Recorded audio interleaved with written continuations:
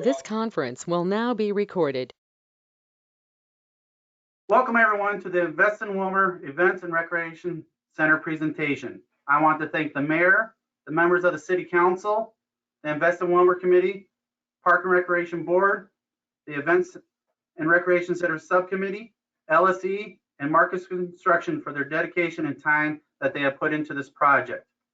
For those viewing online, you can tune into channel 181 to watch the presentation live on your TV, or you can live stream the presentation on the RAC TV website that's located on the City of Wilmer's main page.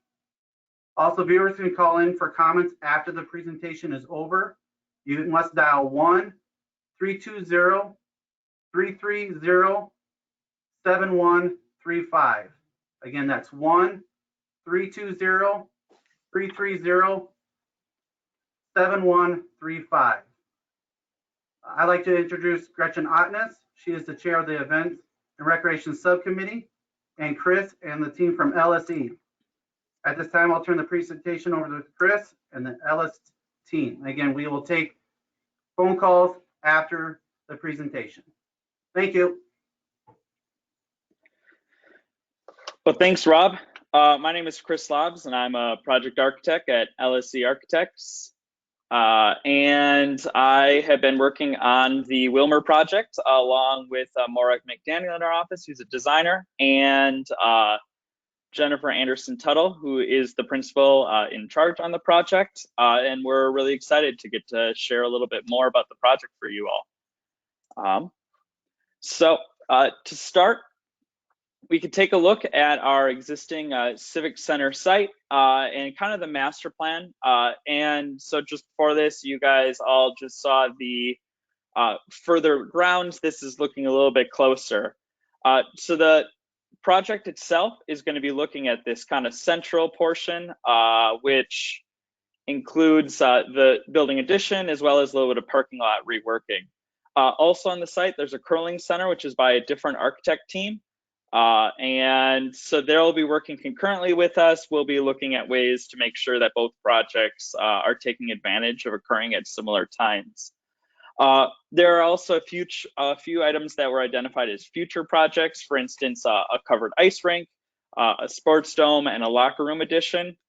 And while these aren't part of the project that we're working on specifically, we're making sure that we're doing things that allow these future projects to be done as easily as possible, and making sure that, especially as we look at site elements, that we're not doing anything that will restrict the ability for these future projects. So our project, again, is kind of this closer piece, the addition, as well as a new access drive, reworking our drop-off and curb, and a new entry plaza. Some of this will involve reworking a little bit how the parking lot moves and how you drive through it. Really, this is to increase safety.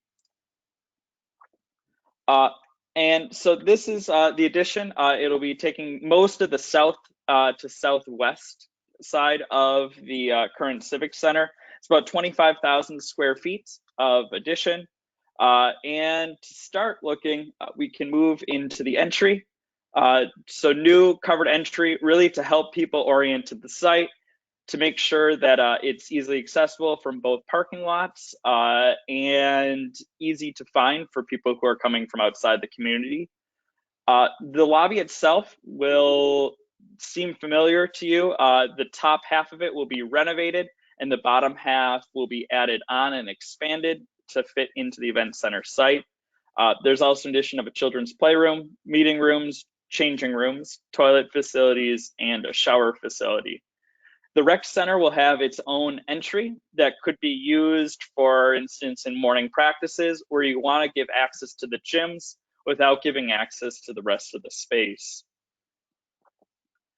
The rec center itself fits into 2 gym stations, which will have various different court markings on them for basketball, volleyball, and pickleball. Additionally, there will be bleachers for a limited amount of people to view for different rec events. There's also a divider curtain that will be able to be drawn. It's really almost more like a wall. So when it's pulled, you'll have acoustic separation from both spaces. allowing two different activities to be going on at the same time.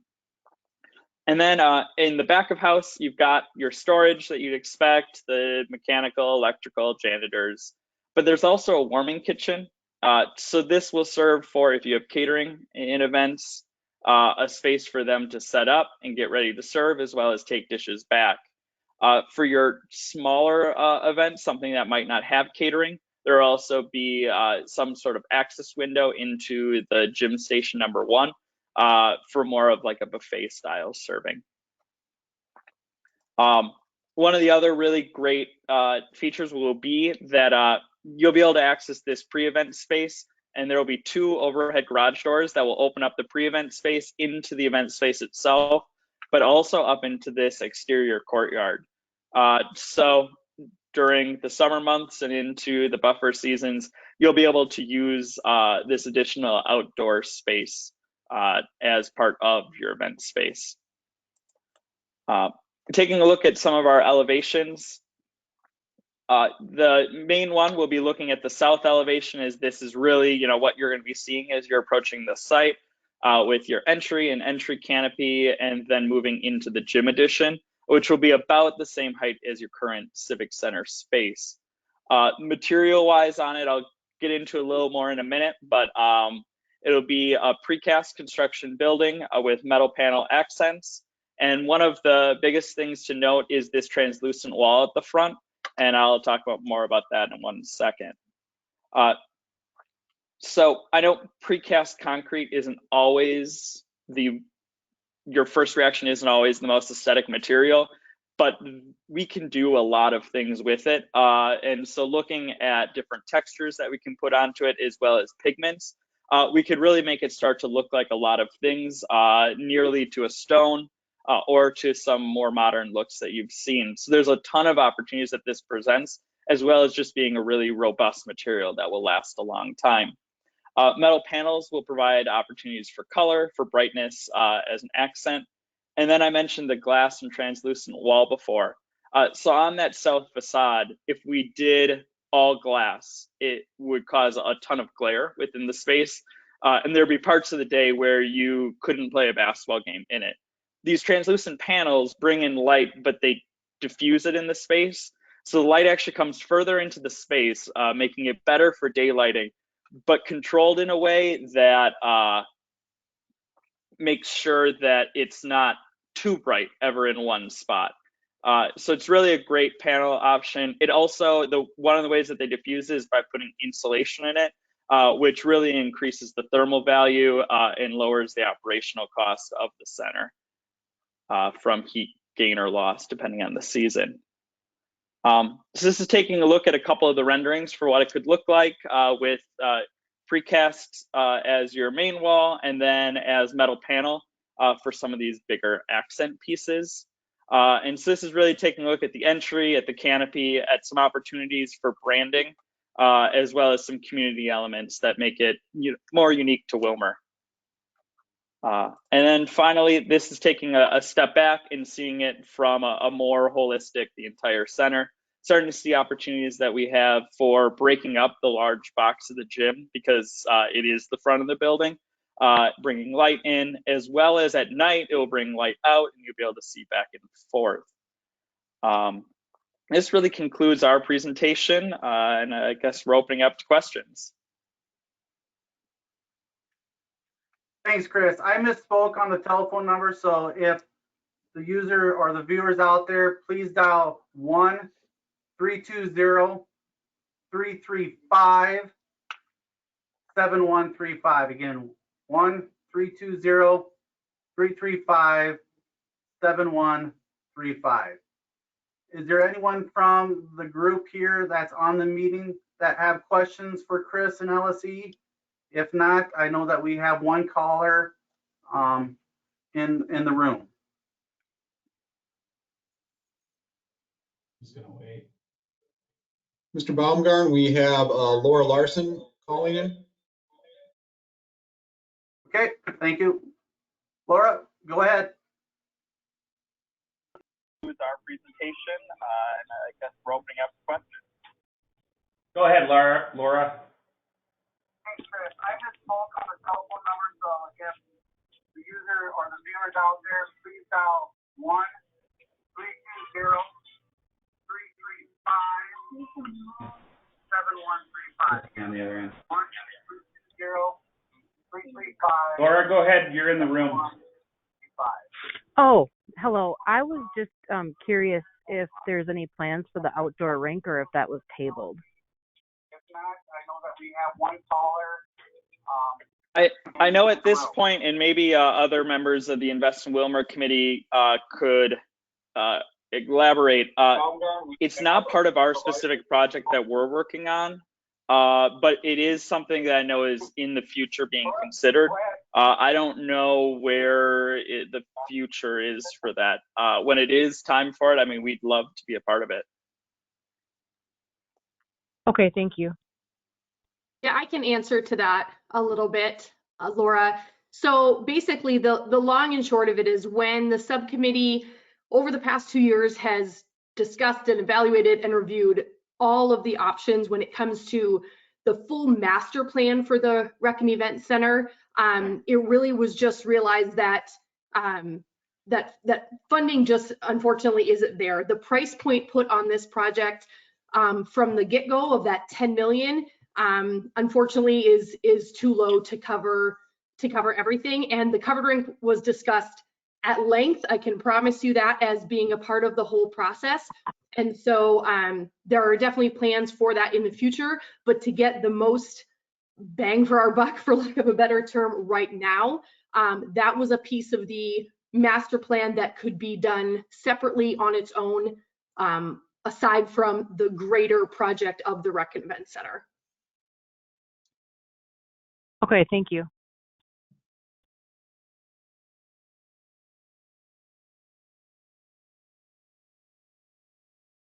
Anyone else from the group have any questions? Otherwise, the presentation will stay on, and we will stay on till 8 o'clock until we conclude the meeting, but we'll be taking phone calls till 8 o'clock. Otherwise, if you're satisfied with the presentation, you can log off or you can stay on till 8 o'clock. It's totally up to you, but I know myself, Chris, Gretchen, and if the other subcommittees stay on, they can.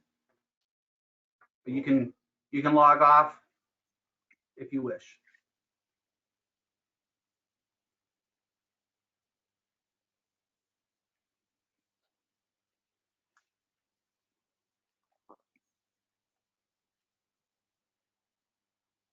I would just say it again for those viewers that are viewing it online or on the TV.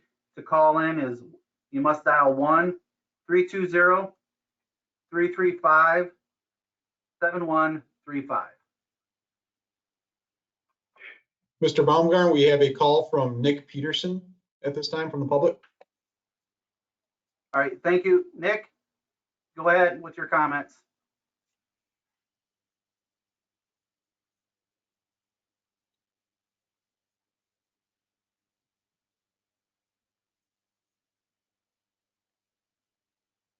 Okay, Nick, go ahead.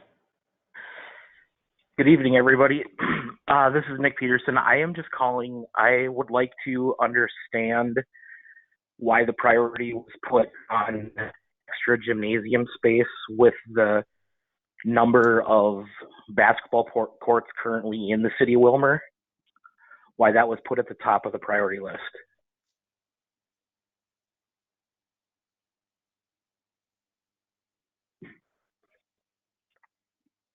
I can answer to that again. From Nick Peterson.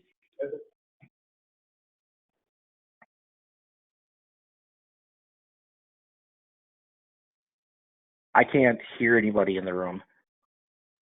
I can respond to that. Can you hear me? This is Gretchen. Yes, I can hear you, yes. Okay, perfect. So yeah, I'll respond to that. I'm the chair of the subcommittee.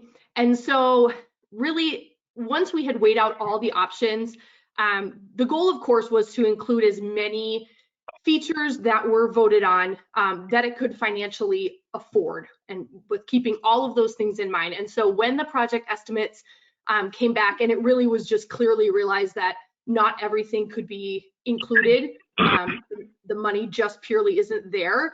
the indoor playground, the kitchen, the meeting spaces, and of course the large floor plan of the actual rec and event space for the different sports on those courts. All of that could be done for those wide range of activities to best maximize the budget that we were given. And so just it's purely due to the dollar amount of the build of the outdoor rink. The budget couldn't afford to do everything on the list, and because that is a piece that can easily be done as a standalone project, it was set aside as one of those future projects, as they showed on the renderings, very similar to how the Rec Fields Committee had to make that decision about the dome. It's just one of those pieces that had to be set aside purely for budgetary reasons. So I understand that. I guess the question I asked is, with the utilization of all of the gym spaces in the auditorium, every single school, why is it a need to add more gymnasium space? I mean, we have multiple facilities, every grade school, the middle school, the high school, the YMCA, the auditorium. They all have general use recreation facilities, including gym space. Why was it determined that this was a necessity? I mean, I would think the money would be better spent on a field house or something other than extra gym space that we already have plenty of room for. Are those all facilities all being fully utilized right now to capacity? It is the subcommittee's understanding that yes, they are.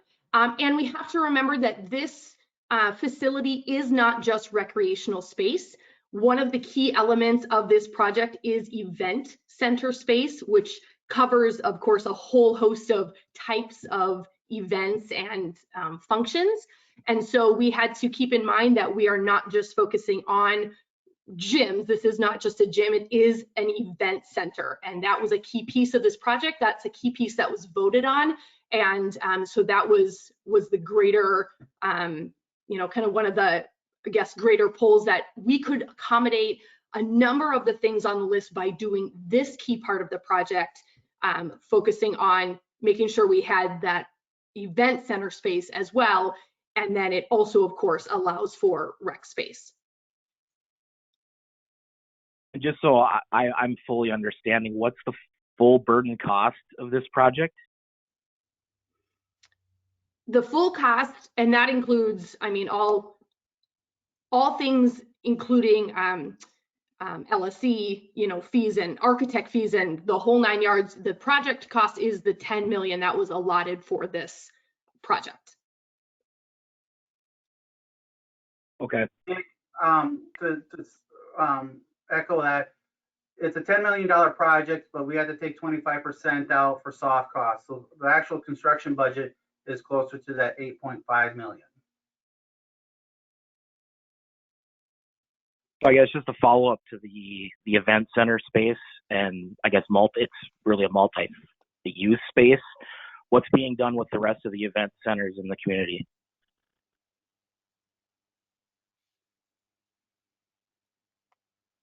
Can you elaborate when you say other event centers? Are you talking about the Holiday Inn?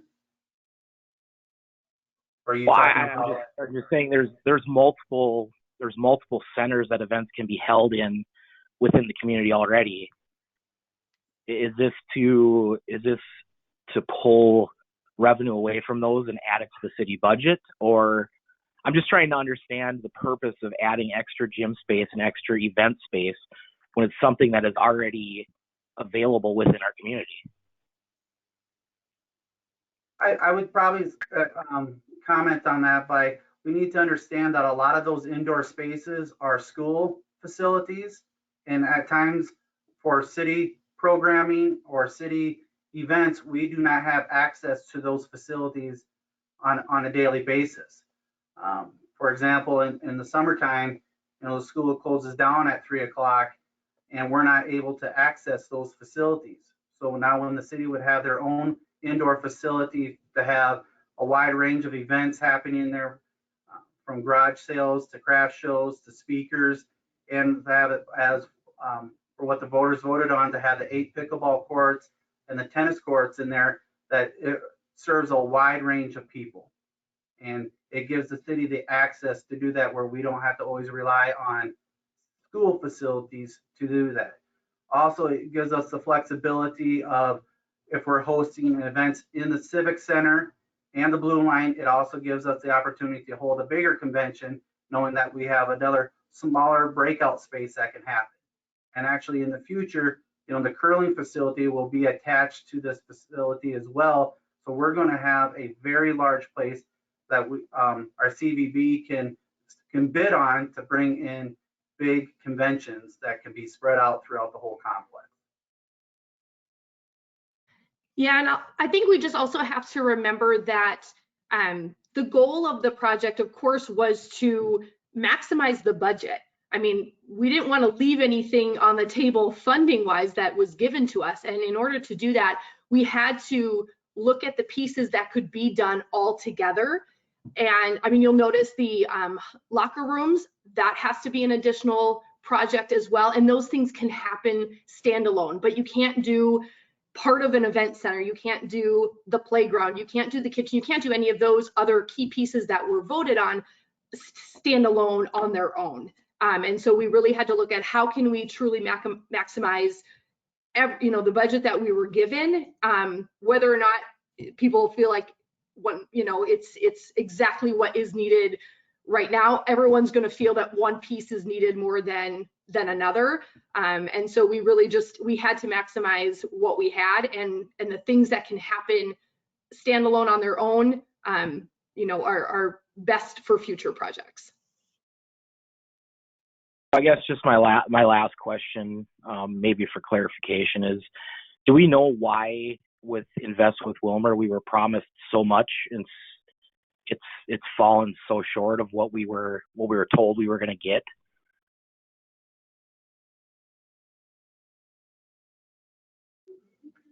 That's a great question. Go ahead, Rob. We wish that we could get everything that was voted on, but again, like Gretchen was saying, the dollars do not allow it. I'm being honest with you, many of the other projects are running into the same scenario, and some of it has to do with the cost, some soft costs that maybe weren't anticipated, and the projects are big and they're going to cost dollars to do it.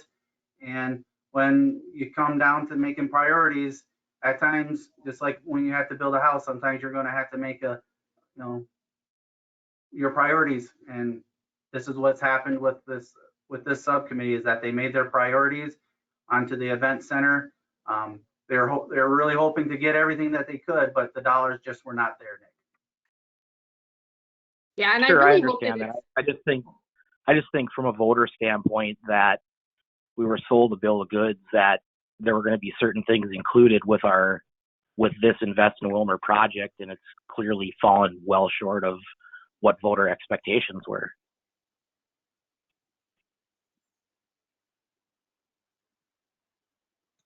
I can totally understand where you're coming from. Okay, thank you.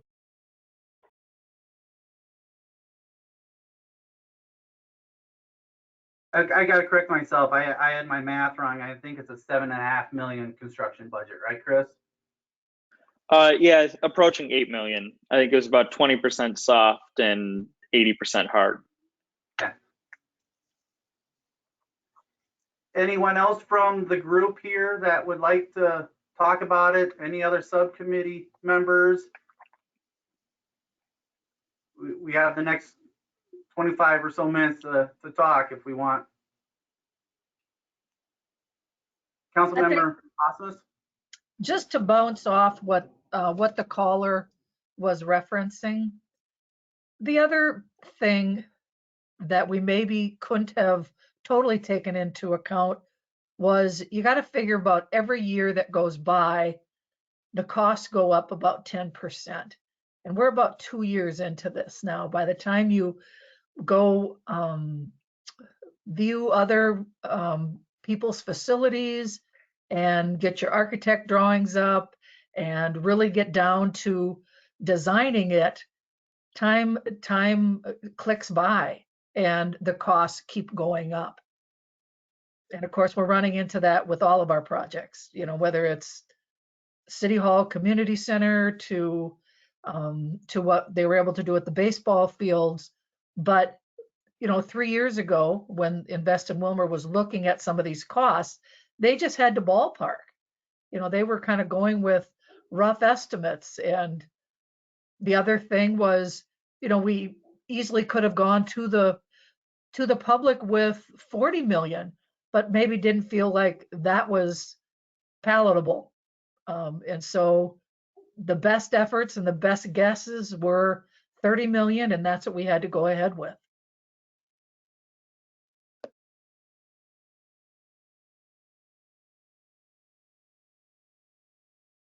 Thank you. Anyone else from the group?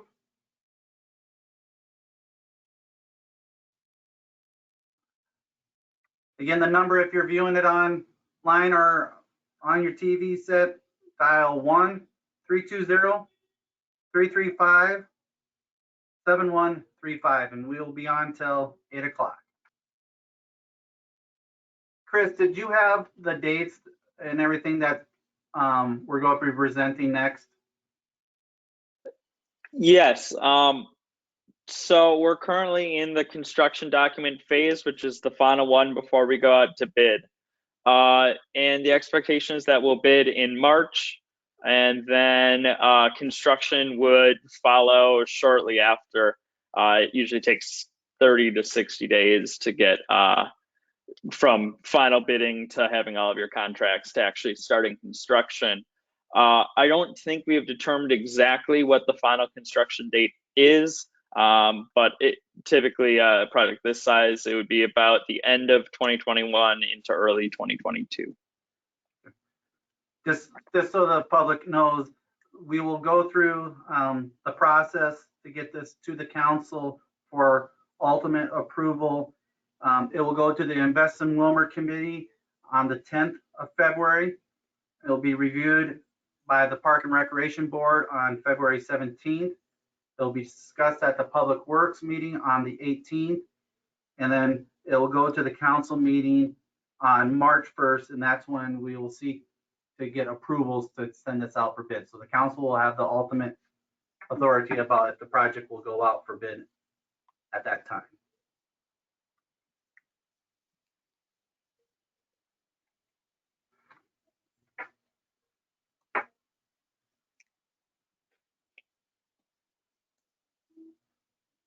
Probably add there, I think Chris said it too, that we've had been in conversations with the curling club.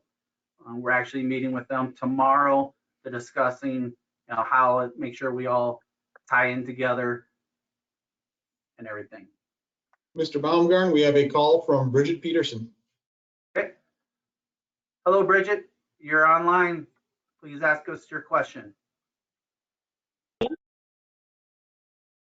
Can you hear me? Yes. Go ahead, you're on. Okay. Hi, this is Bridget Peterson. One concern I have when I look at the Wilmer community as a whole is a concern about this project and how it affects our already established businesses and nonprofits. We are in the midst of a pandemic, and everyone is dealing with loss of revenue, loss of income, loss of business. I just don't understand why we are doing this now when we have other businesses and nonprofits that can provide these same services in our community. And I'd like to know what work was done by these committees or subcommittees to figure out partnerships in the community that could happen versus just building a standalone facility.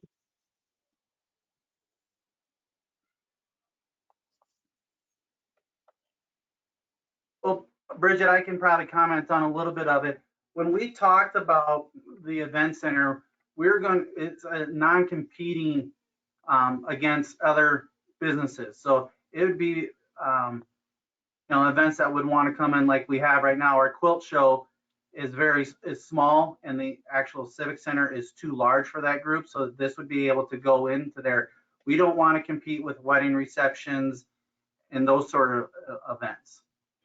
So we've looked at that and making sure that we're not going to compete with other events that we have in town.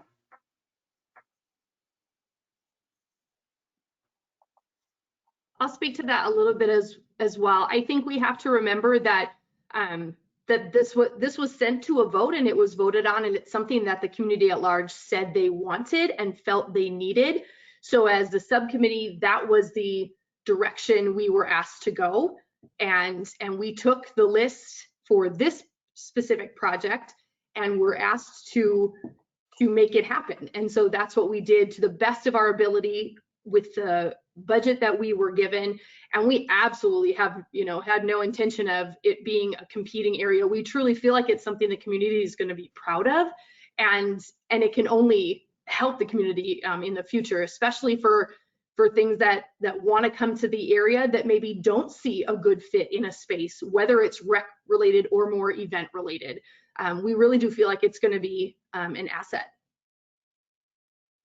Yes, and we've had conversations with the CVB as well about how we can bid for larger events that we can host now in our community, and having it connected to the Civic Center, the Blue Line Arena, the expanded lobby, the pre-event space, the actual event center, and the potential curling. That really gives us a real competitive advantage to be able to host really large events that the CVB can bring in, that would bring in a lot of people, and hopefully it could be a 2 or 3 day conference where people are eating in our restaurants and staying at our hotels.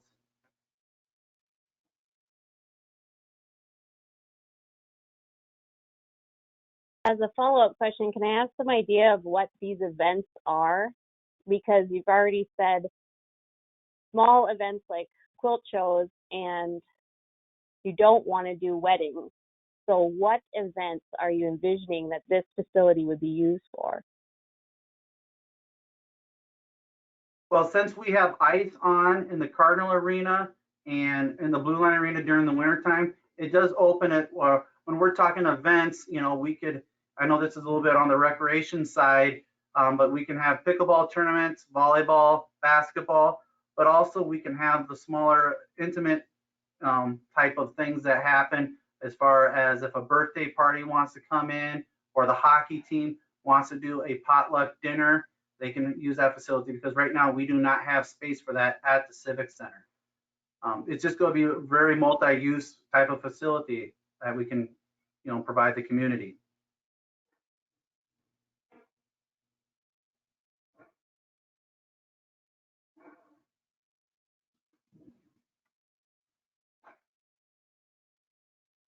Do have concern about how it affects something like the YMCA. How do you see it affecting the YMCA?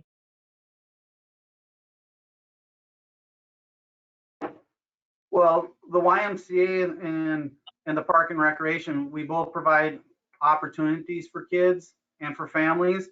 This is just another opportunity that we can be able to have our programs in a city facility compared to always in a school facility, especially like a basketball program or a volleyball program. Yes, there's going to be competition between it, but that's the realm of the beast when we're trying to build city facilities. There's been a history of partnership between the Parks and Rec and the YMCA in the past. How do you see that partnership going in the future, especially given this new facility and your goals for having more kids programs, etc.? I didn't catch the first part of that question. I'm sorry. Can you repeat that? Yes, I said there has been a strong, long history of a partnership between Parks and Rec and the YMCA, and I'm wondering how that will continue or what that will look like going into the future. Things have changed a little since community ed split off and Parks and Rec is standalone, and I'm just concerned that we're working as silos. Yeah, we are. I wouldn't necessarily say that we have a partnership with the YMCA. There are certain programs that the YMCA offers that we do not. Or if we do offer the program, we try to offer it at offsetting times. So we try not to compete with the programs at the Y and everything.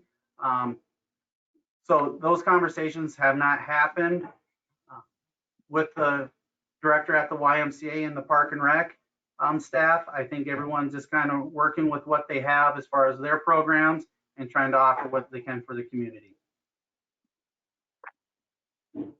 I'll add a comment as well.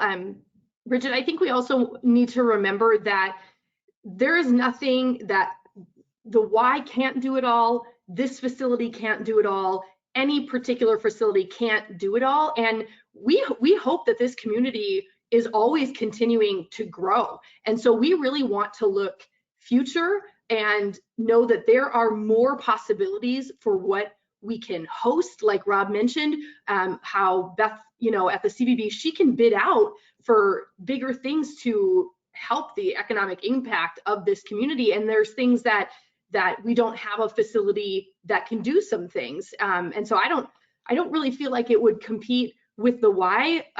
Like Rob said, we have, each place kind of has their own thing that they do, and they do it really well. And so there's no intention to take away from that. I think really in the end, everything's just going to help each other because we will have more opportunities for how to use these facilities.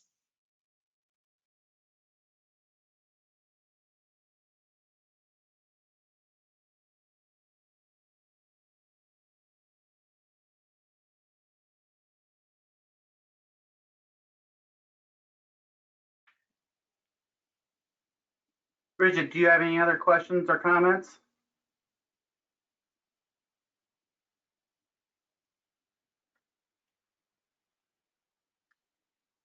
No, I don't believe so. I don't love it, but I really hope that some of the points I brought up are thought about as you move forward. Well, we appreciate the comments. Thank you. Yep.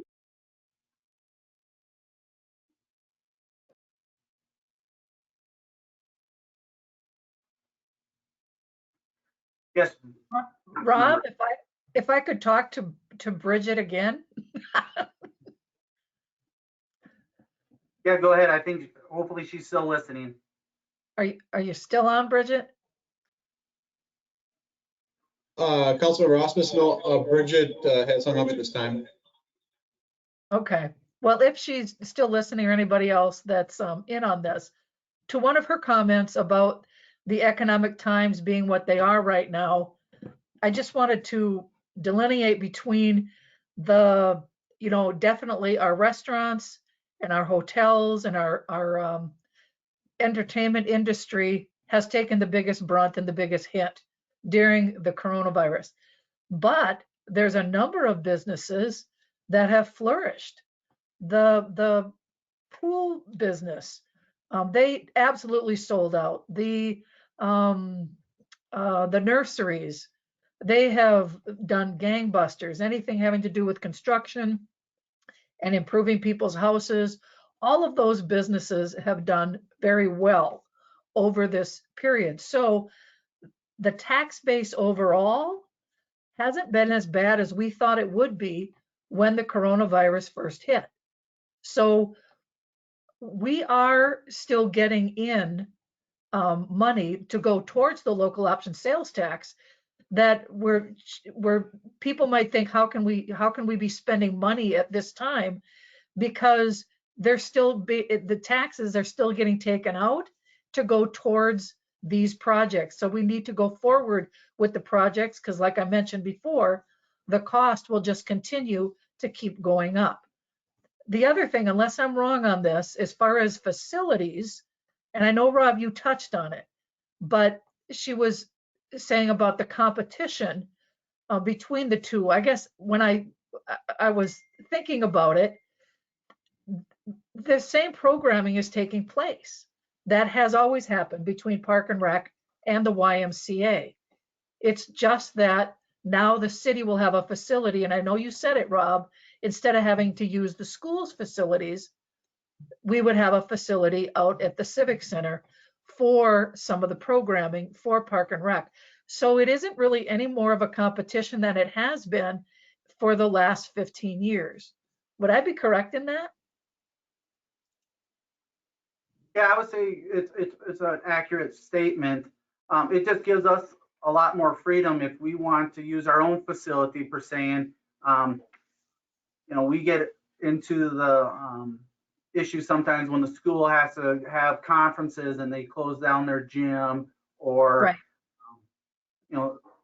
PTSA events or that where we are not able to do that, and we're going to have to postpone our volleyball match or our men's basketball game. Now we have that facility to use, especially like on the weekends when we want to be able to host a basketball tournament or a pickleball tournament. We're able to do that in our own facilities where we won't have to pay for additional maintenance or custodial fees at those school locations. Right. As far as programming wise, we do try to work that we're not competing at the same time with the same programs. It doesn't help anyone out. Is there going to be some overlap? Yes, at times, just because of the season of it is. Example for fall, that's typically the time where you can play football. And so if we're going to start a program, like flag football, that's been successful for us. That was a new program that we started, but that's something that we had direction that we wanted to improve on a flag football program, especially for the younger age. Right. And I totally understand from back in the day, back when we did DARE graduations at Roosevelt, and we'd want to go in on a Thursday night to set up for the graduation, but we had to wait until the volleyball got done, or there was square dancing that was taking place in the school's gymnasium. So being able to have a city facility to be able to use is going to be very advantageous. I would add that I hope people would see this as a complement to what we already have in the community and not a competition. I think that's truly the end goal of all of this. Right. And Beth, I see that you're back on. I don't know if you heard Bridget's question, and she may not be on anymore, but just for your from your perspective, Beth, because you've been a part of the committee and you're on the CBB, someone asked what they feel the event center could really be used for, and we talked about how there are things that we can't accommodate now that we think we will be able to accommodate with this facility. Do you want to speak to that at all, or do you have any kind of good examples? Well, I apologize. I didn't hear Bridget's question, but there is so many different opportunities that this event center can bring for our community, from conventions to expos to all kinds of different meetings. It will complement our existing facilities in our area. So I think there's just a wide variety of different things, new tournaments. It has a lot of opportunities, I think, that our community can benefit from. Great, thanks.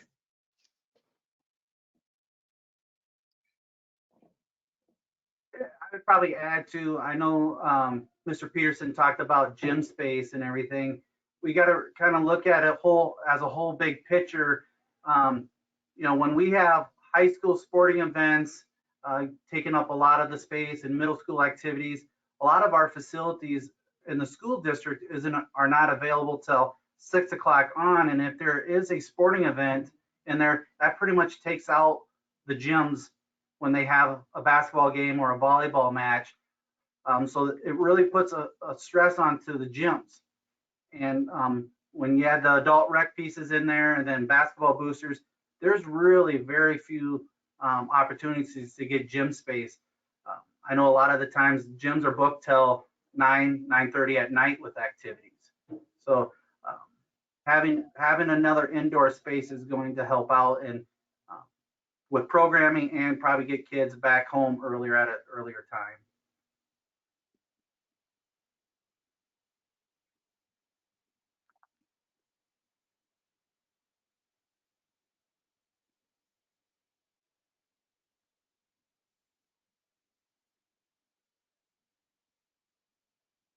So we got a few minutes left. So I want to just say thanks to Chris and his team for coming on and presenting the Recreation and Events Center. Gretchen, and to all the subcommittee members that spent the last 2 years planning and developing this. I want to say thank you to Marcus Construction for helping us out with all the cost estimates and going to help us get this project ready to go out for bid. Our IT department that's behind the scenes, that's helping out with the calling, and Rack8 that's doing the video for the community to look online and to the TVs. So I think I got everyone, so I appreciate the time and effort that everyone has put into this, and thank you. Thank We you. got a couple minutes before we log off, but we'll stay on till right at 8 o'clock.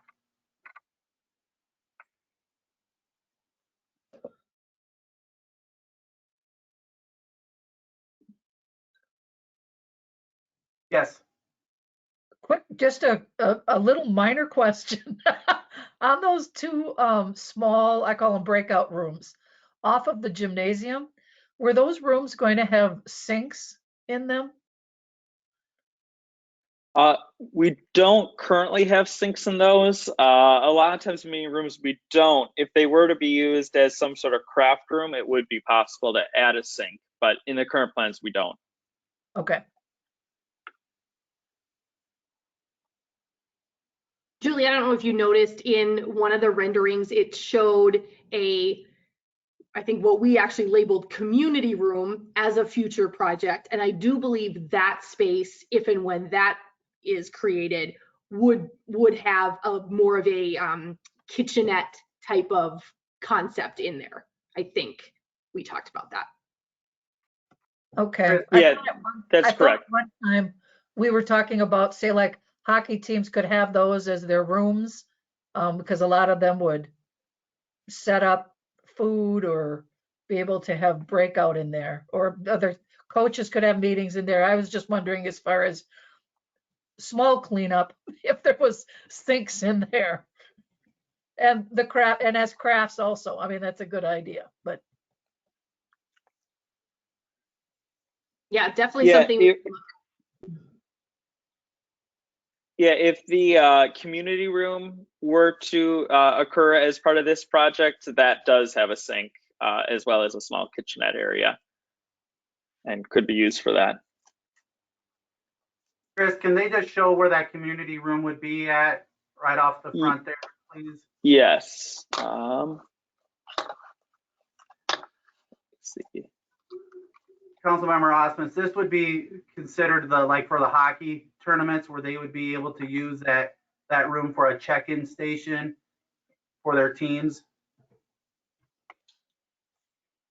It's right off the lobby there, right when you walk in. Yep, so it's located right here, kind of dashed in.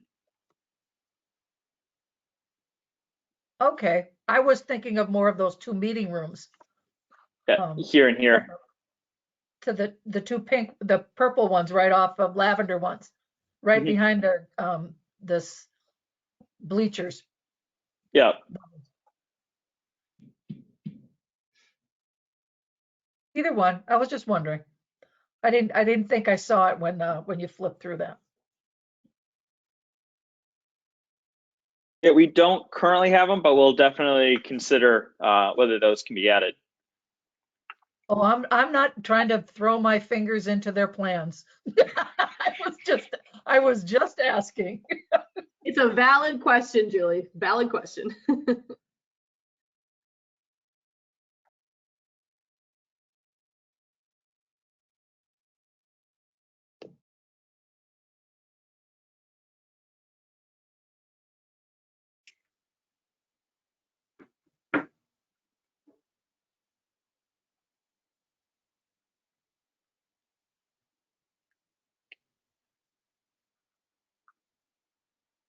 But I will give it one last chance. Anyone else from the group that have any questions or comments? Other than that, I think we approached our time. Again, thank you for everyone that attended and the community callers, great input from them. Again, if you have any questions about the projects or any of them, you can contact me at the Park and Rec office at 235-1454. Other than that, we can sign off and have a great night, everyone. Thank you.